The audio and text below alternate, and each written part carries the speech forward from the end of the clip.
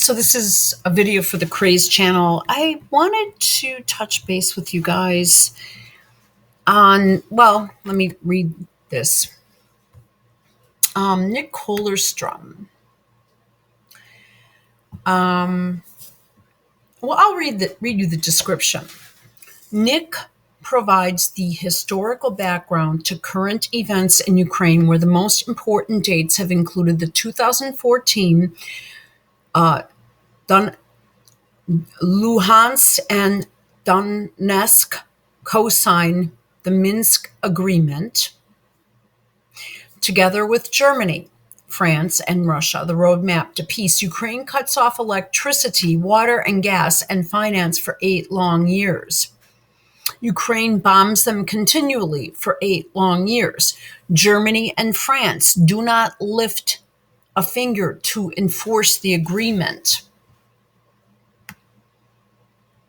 In February 2022, Russia recognizes their independence. Luhansk and Donetsk invite Russian troops in to defend them. The genocide stops, yet the world condemns Russia. And now a series of real or presumptive atrocities have taken place, blamed on Russia, but executed by the Azov Battalion, including Bucha, where 30 March Russian troops pull out. 31 March, Ukrainian National Police begin entering Bucha. 1 April, Mayor of Bucha announces the town is under full control, no hint of massacre. April 2, atrocity images released, Russia blamed. The question becomes, how gullible are the people of the world to take such nonsense seriously? And yet we know it will continue as Russia wins this. All right. An historian of science and a brilliant guy from the UK. We're going to talk about what's going on in Ukraine. So I'm going to get the view from across the pond as to the Ukrainian situation. Nick, I have your slides set up. Perhaps you'd like to give us a brief intro before we progress.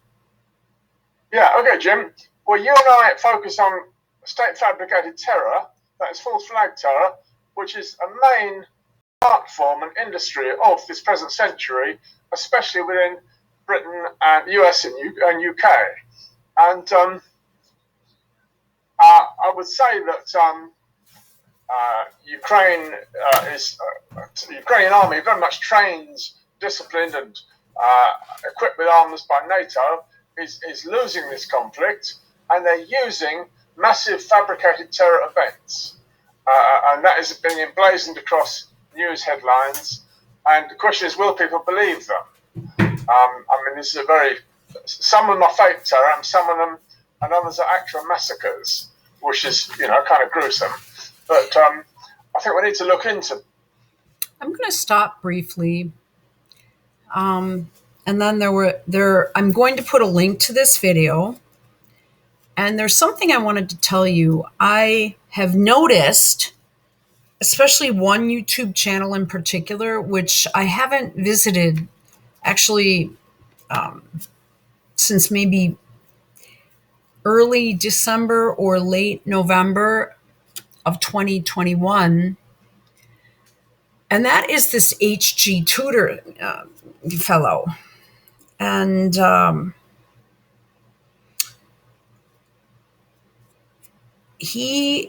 I am convinced, but I don't know this for sure because I do not receive revenue sharing or anything like that. But he's got 100,000 viewers. He is peddling this nonsense, but he also is very anti anything to do with conservative politics anywhere in the world, to my knowledge, or what I've seen. He will rip on Trump, but say nothing about Hussein or Obama.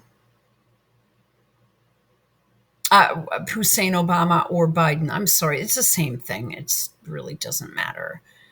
And he'll rip on Boris Johnson, but not say anything about a labor person. I caution you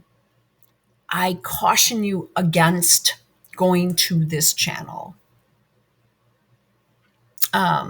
And I'll tell you why.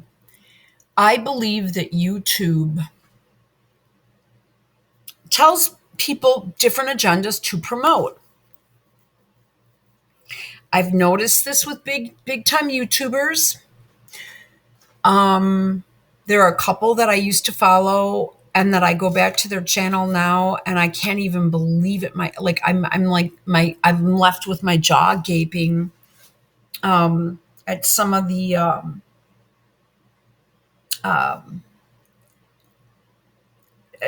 propaganda based on someone who, say, for example, used to be, and they called themselves a libertarian, United States person, who used to call out bullshit and who suddenly doesn't anymore. But also, I think he mentioned at one point that he got $1 million contract with YouTube. Well, okay. Do I believe it? Well, I mean, yeah, I kind of do. I mean, and I'm not even going to say the channel name, and it's not one that you guys would know because I honestly haven't looked at it since I began my own channels. But I believe that they have to promote the Vaseline and say that they got it, no big deal, yada, yada. And they have to promote this or say something favorable. And I find that to be just disgusting. And because you're allowing people to control you because you want to collect a paycheck, because otherwise you wouldn't have any source of income. Now, there are a few people out there that are like that. To this as a technique that is being used against Russia to demonize Russia. Yes, you're talking about staged or in some cases real massacres that are being used to demonize Russia. They're being blamed on Russia, even though the evidence contradicts it. The media is running with it, and it's overwhelming. And the propaganda campaign with regard to its scope and its extent is just amazing. We even have U.S. Acknowledging their lying to the American people about Russia and Ukraine, Nick. I mean, how bad is that? That is so amazing, isn't it? That NBC News admits that U.S. intel is being fabricated. I mean, why would anyone listen to it once they admit that? And Britain has been... We've looked at the terrific awesome sequence of state-fabricated terror events in Europe, which climaxed in the year 2017. I mean, American viewers may not be very familiar with this, but we had big British fabricated terror events, and that was then the end of it. And then in Britain, we got these poisoning accusations against Russia, like Skripal and then Navalny, terrific accusations, I think largely fabricated by British intelligence, alleging that Russia was poisoning citizens, which is a dreadful thing to say. I mean, half a century earlier, back in the bad old days of the Soviet Union, of Stalin, that sort of stuff did go on. But I don't think. Well, it wasn't happening then. Okay. I mean, it may be normal. For example, in Ukraine now, the SAS has been sent in, and it's said to be performing assassinations. That's something that it's trained to do, and it does go on. But I don't think what we've seen in recent years is an attempt at moral vilification of Russia, and this is the closing of a great era of hope, of peace and prosperity for Europe. You couldn't have ever more reasonable than Vladimir Putin with this oil pipeline, natural gas pipeline. That was the world's longest pipeline, right? And it was due to supply 100 billion cubic meters of gas a year to Europe, whole of Europe. And, a massive amount of European fuel comes from Russia. So Europe is very dependent on Russia. And we could have had a future of peace, prosperity and harmony in Europe. Exactly. Hang on a minute. All Europe had to do was switch on the pipeline, which would... Okay, I'm going to interrupt. So Trump comes in, and, a lot of Trump is just demonized by overseas media. Trump comes in, and in the US, and within 4 years makes us 100% totally energy independent. Increases jobs, increases income, everything around, everything was great. It was that quick. Obama set out to destroy the country. I have another video I'm going to be posting on that.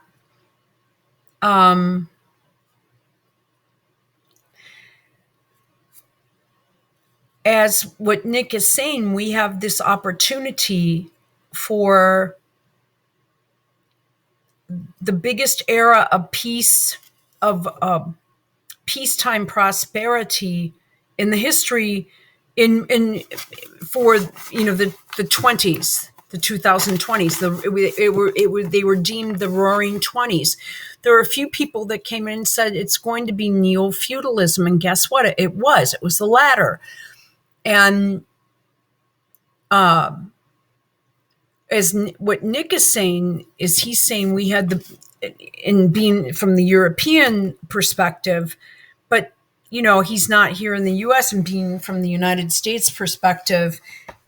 Definitely, that is what Trump wanted, but for some reason, this Biden admin didn't want it. Well, it's Obama and Newland, and it's all the same people, this Blinken dude, and they pretty much picked up, they overthrew us and then picked up where they left off.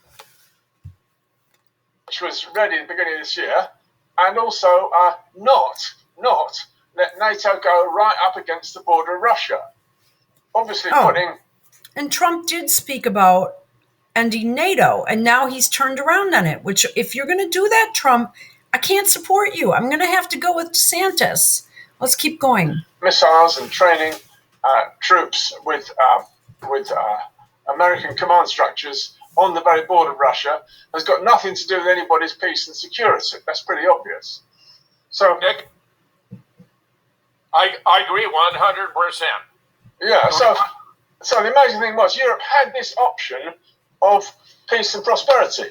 I mean, it was about to be hit by some degree of inflation because we had 2 years of COVID when everyone just stayed indoors, didn't really go to work, and the government just printed money, and that was bound to catch up with us, right? And it is catching up with us now, but, I think we could have got over it. Instead, Europe is kind of shooting itself in the foot now with sanctions, which are supposed to hurt Russia, okay?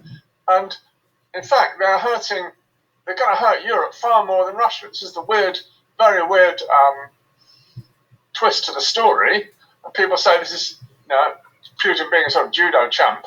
That during sanctions was announced, the euro went down, and then Putin he announced that all oil from Europe, all gas and oil sold in Europe would be paid in rubles. And he also pegged the ruble to the gold, didn't he? It's got a defined fixed value for gold. So immediately, very, very quickly, the ruble bounces right up again. I think in March it was it the strongest currency in the world or something? But it did very well. It's totally recovered now. And it's looking like a major world currency. And the dollar is diminishing thereby. In fact, the ruble or the yuan might replace the dollar as the international reserve currency, with devastating effects for the United States and the quality of life of every American. Yeah. So I'm just pointing out this is self-inflicted harm. If Europe could have managed to live and get by without having this demonized enemy image that we all have to hate and fear, I mean, that's the cheap, crappy way of getting political unity, of saying there's an enemy over there and we all got to join together because of this awful enemy, and isn't it awful? The worst kind of politicians can secure unity by creating fear in that manner. And that's what's happening in Europe now. This world's longest pipeline, which Germany asked for that pipeline, and Russia largely built it, it's just lying at the bottom of the sea now. And Germany says, no, we won't switch it on. Instead, we're going to double our military expenditure, which everyone wanted to keep down all these years, because of the last war, double, and support Nazis in Ukraine. Oh, great. Yeah, that sounds like real progress, doesn't it? Okay, and then what he does is he goes on to discuss the history, which I strongly recommend you guys study. I would blame Germany, if I may, blame Germany quite a lot for this disaster now unfolding in Europe. Germany, together with France, was party to what's called the Minsk Agreement, which we'll come to, and that was the roadmap to peace that Russia proposed for Ukraine, you see. Perhaps we'll get into that. Yes. Okay, let's have a look at the first slide now. It's the question of what is the identity of Ukraine? How does it belong?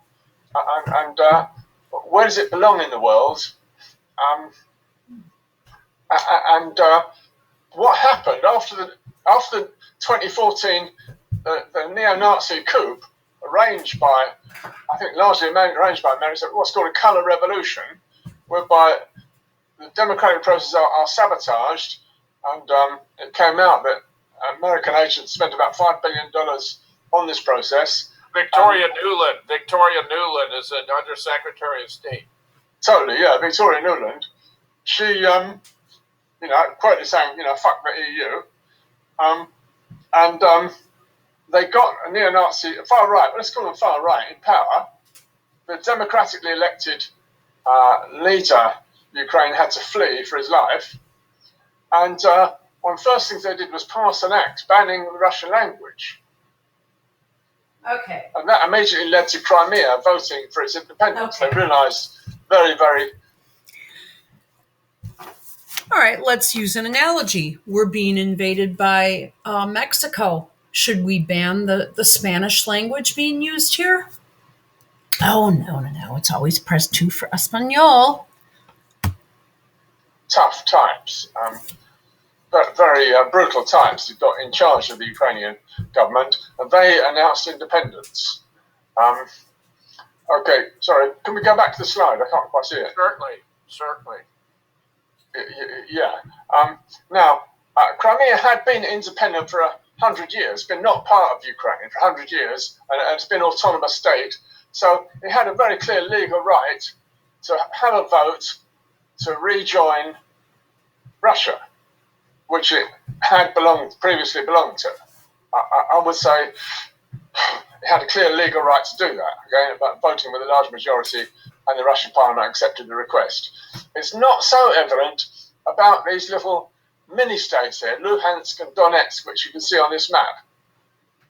Generally speaking, little bits of a country do not have the right to just vote and say, no, we want to be separate, we're going to form a separate nation, goodbye. That is not, as it were, generally allowed, and the state normally has a right to use violence to control them and make them maintain its unity, okay? So there is the question, in what way are these independent? Okay, should we come on to the next slide? Right.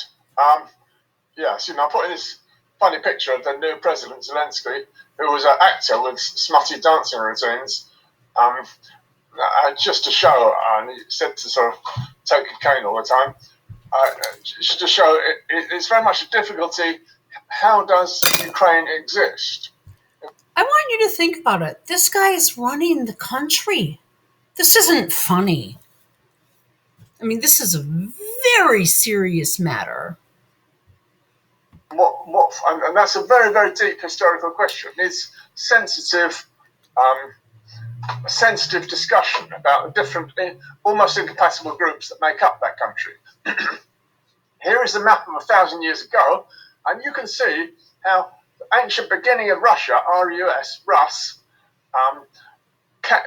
developed in the 9th century around Kiev. Okay, so what are now Belarus and Russia came from this original Rus, Kievan. It's to do with Kiev and Rus, this original nucleus and growth of what became Russia. So what the government in Ukraine is trying to exterminate and delegitimize, treating them as Untermensch, as having lesser civil rights than the rest of Ukraine. These are the ancient Slav people with the Russian culture and Russian way of life. So that is the crux of the matter.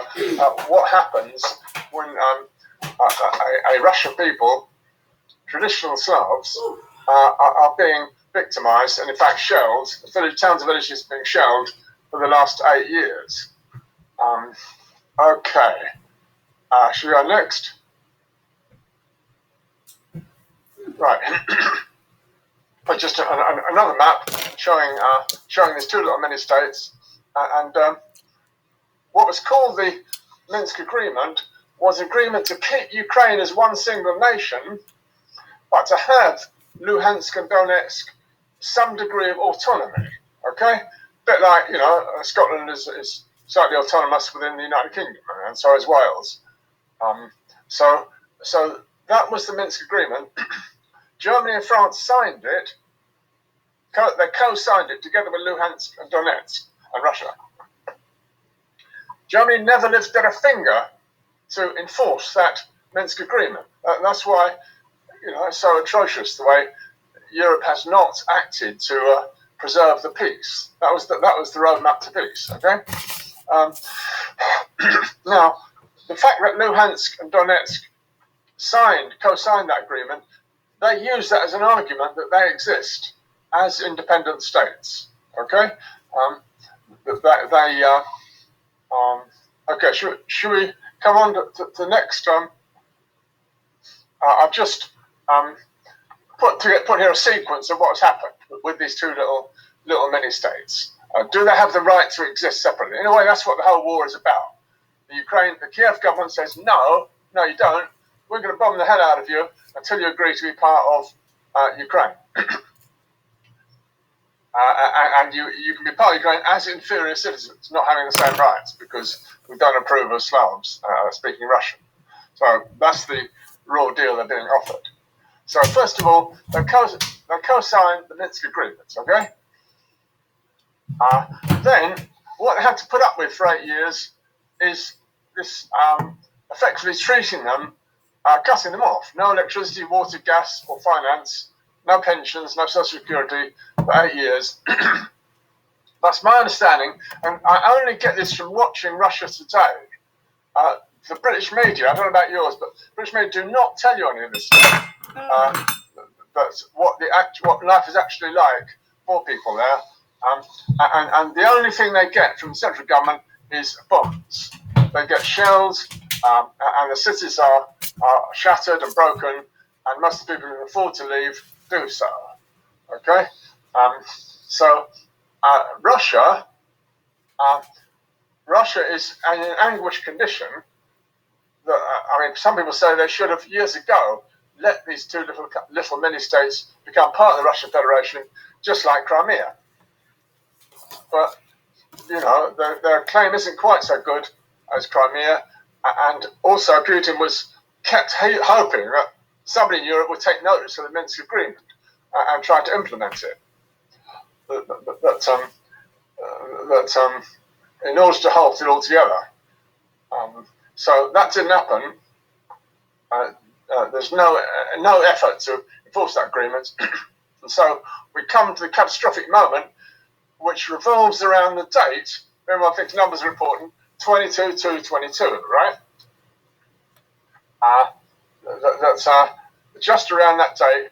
Russia recognises their independence, and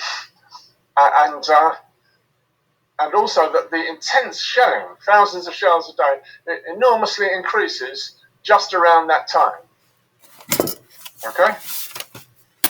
Now, I don't know if you remember, but throughout December and January, the Empire was continually predicting that Russia was going to invade Ukraine. I don't know if you remember that. Yeah. And people were puzzled. Lavrov obviously didn't know of any such plan. The RT buffs didn't know anything about a plan to invade, and they thought it was all rather strange. But those categorical statements we had from our Prime Minister and most European politicians, Russia is going to invade Ukraine. So suddenly, it happened the 17th of February, a massive increase in bombardment of the eastern part, and America had given $3 billion in what it called non-lethal aid to Ukraine. Can you believe it? Lethal aid. In lethal aid to Ukraine, $3 billion. Now, that's amazing, right. extraordinary thing to do, right? Amazingly destructive. And so the shelling got far worse because they got more terrible weapons. And okay. I'm going to sign off because I have to leave for a bit. So I'm going to just hope that you guys watch the remainder of this. And then I'm also going to try to post the other half later.